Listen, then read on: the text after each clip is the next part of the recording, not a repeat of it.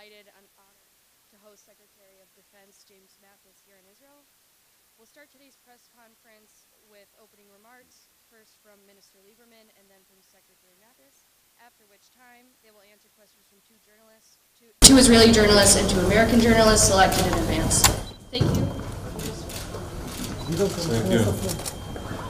Your Excellency, Secretary of Defense, General James Mattis, I would like to express my appreciation for your friendship, for your sincerity, for your support, and for your understanding of complexity of all challenges that we are facing here in Israel. No doubt, the main problem, not only for us, but for entire world, it's an excess of evil from North Korea to Tehran to Damascus and to Hezbollah in Beirut. And no doubt the main link in this chain, it's Iran. Iranians, they are trying to undermine stability in all Middle East, in Yemen, in Iraq, in Syria, in Lebanon, and of course their activity against Israel through their proxies.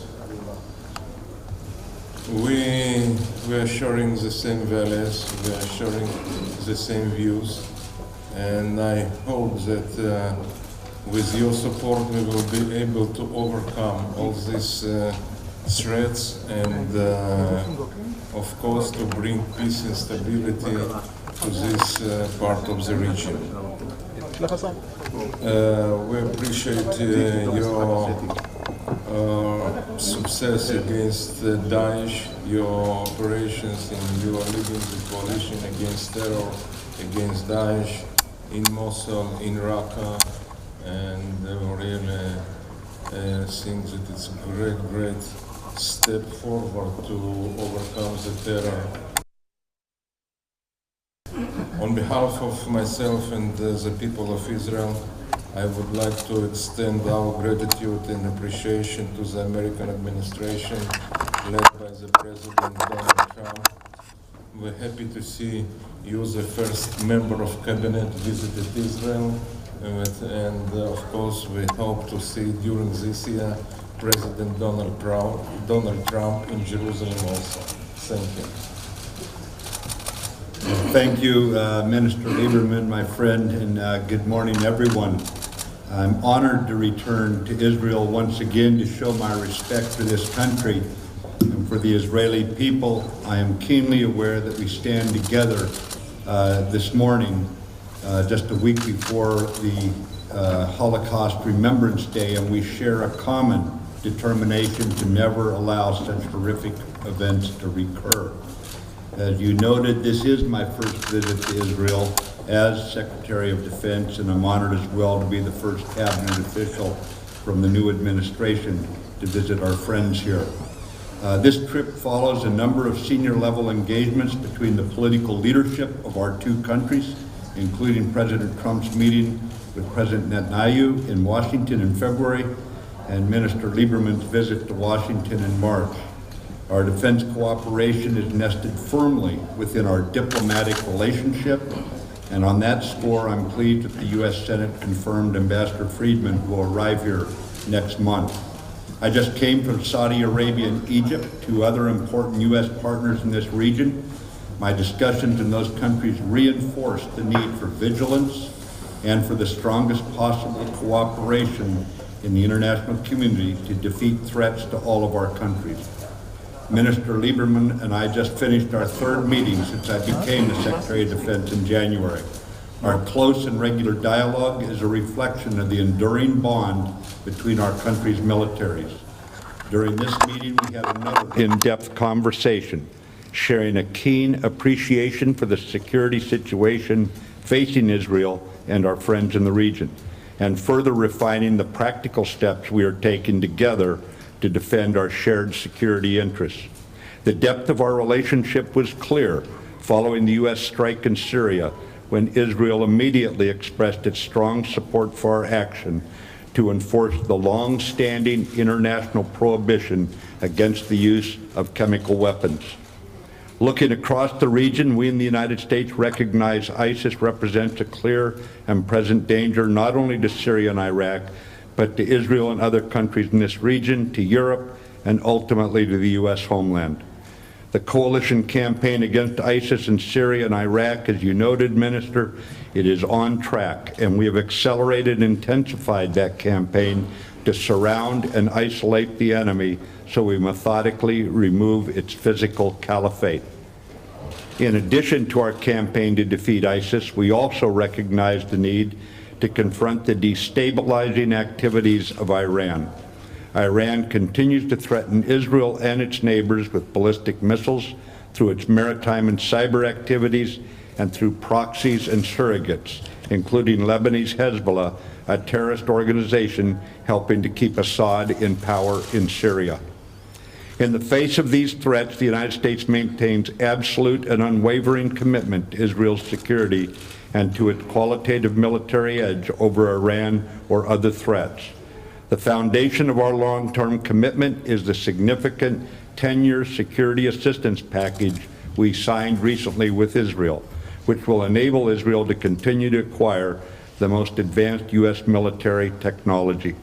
This complements our expanding cooperation on intelligence sharing, counterterrorism, and counterproliferation across the region. This specifically includes our continuing cooperation to defend against the ballistic missile threat, and in that regard, I congratulate Israel on the highly successful David Sling and Arrow 3 ballistic missile defense systems, both of which achieved initial operating capability. With Minister Lieberman, I look forward to accelerating progress on David Sling and Arrow 3 and the other elements of our defense cooperation. And in closing, our alliance with Israel is a cornerstone of a larger regional security architecture, which includes cooperation with Egypt, Jordan, the Kingdom of Saudi Arabia, and our Gulf partners. My goal is to further strengthen our partnerships in this region in order to deter and defeat threats and ultimately to temper our adversaries' designs. I welcome your questions. Thank you. Thank you. First question will be from Tal Shalev, Walla News. General Mattis, in 2013, you told the Aspen Security Forum that you think the current situation in Israel and the Palestinian Authority is unsustainable, and you warned that the settlements could lead Israel to becoming an apartheid state. Do you still stand by this position? And Mr. Lieberman, we've been hearing contradicting statements from the administration in recent days about how much Iran is complying or not complying with the Iran deal with the JCPOA.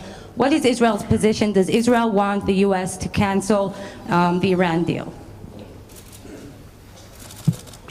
To answer your question, I believe in Israel's security. And whatever it takes to keep Israel secure is where we stand and where we will always stand as Americans. In that regard, how Israel achieves its level of sustainable security is absolutely critical, and that includes all the peoples here inside the borders of Israel or inside the Middle East. All these people are going to have to work together. We're going to have to resolve it, and it's got to be done in a way that looks out for the rights of all those people. Minister.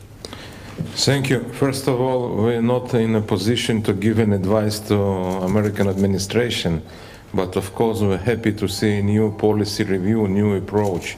And first of all, regarding their terrorist activity, not Hezbollah and not Hamas, they're not able to exist even 1 week without Iranian support. Iranian operatives, they are trying to, as I mentioned, to undermine the stability even in Yemen and even in Iraq. Their efforts to create more proxies and more militias, it's also, I think it's a big concern for the both states. And I think that Iran, it's clear, the biggest sponsor in the world of terror, and according to this, their position, it's crucial to place more pressure, more sanctions on the Iranian regime. Next question will be from Bob Burns, Associated Press.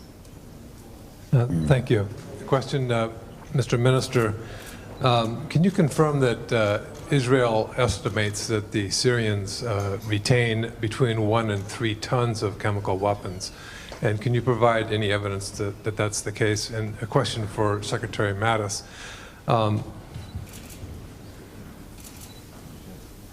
What would be the implications for this large quantity of chemical weapons still being in Syria?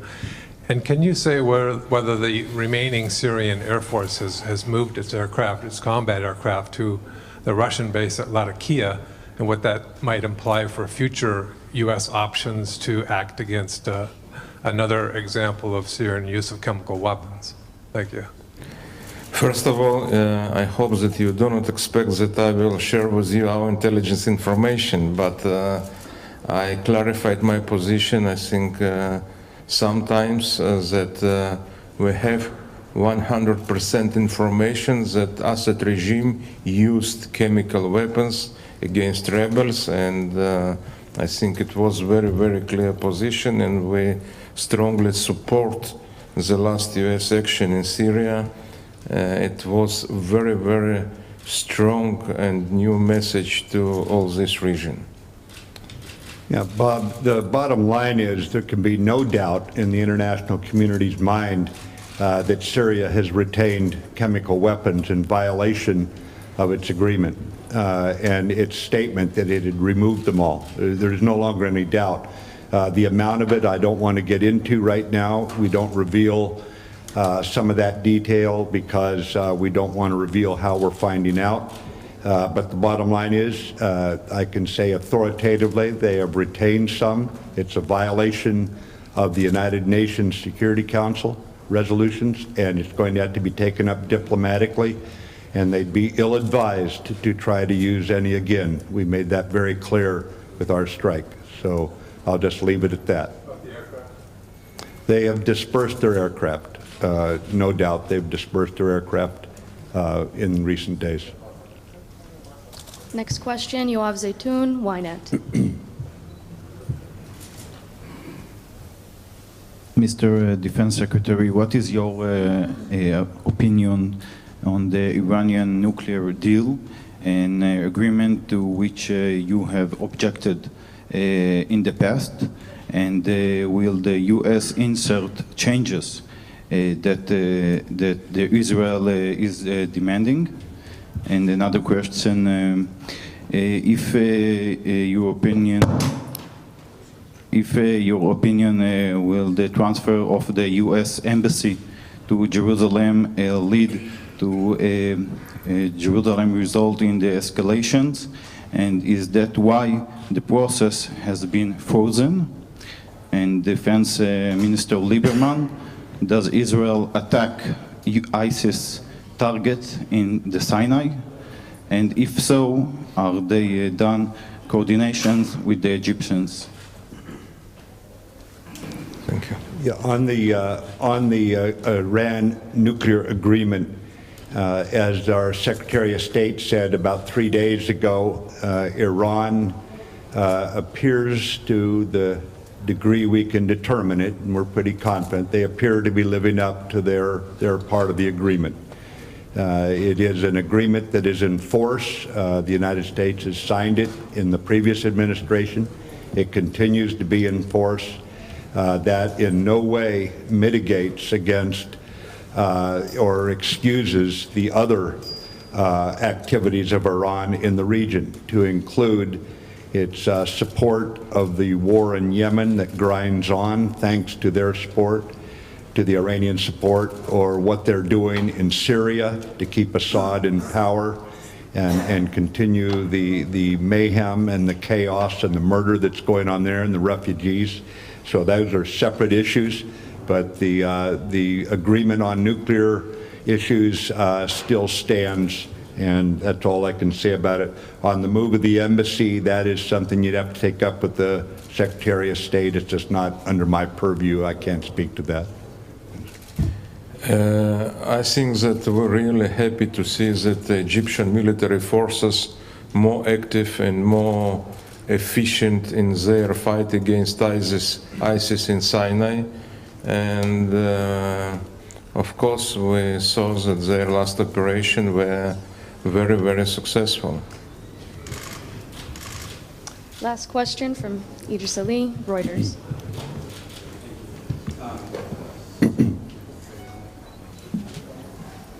Yeah. Mr. Secretary, North Korea has once again made some provocative statements about making or taking strikes against the U.S. This comes after, Vice President Pence has made statements. You've made statements as well. At what point is there a tipping point where words just won't do it, and you have to take some sort of action beyond words? And the second question is, Aya Hijazi was sort of flown to the United States today from Egypt. Did her issue come up when you were meeting with President Sisi, and how significant is her release to resetting Egyptian-American relations? And Mr. Minister, the Trump administration has obviously made some very strong statements against Iran, but their actions seem to be very much in line with what the Obama administration did. For example, the recent sort of acknowledging that they're in line with the JCPOA. What do you want to see from the Trump administration that would differentiate them from the Obama administration in regards to Iran? Thank you. As far as North Korea's latest words, I think we've all come to hear their words repeatedly.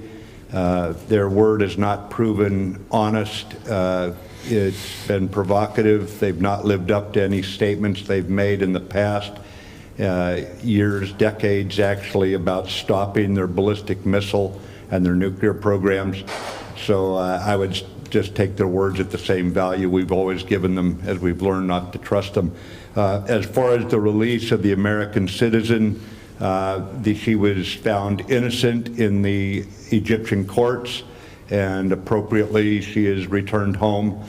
We were happy to hear she was found innocent, and the court system recognized that she was not guilty of what she had been charged with. So it all turned out fine from our perspective, that she has now returned home with her family. The new administration just now accomplished the first 100 days, and what we see, it's really that new administration in the midst of a new policy review. We see completely new approach to North Korea, Syria, and also Iran. I think that we saw in the last days a very, very clear and strong message regarding the Iranian regime, and we're really satisfied with it, and we have enough patience to wait for concrete steps. Thank you, everyone. Handshake, please. Thank you. Handshake. Thanks, Young. Handshake.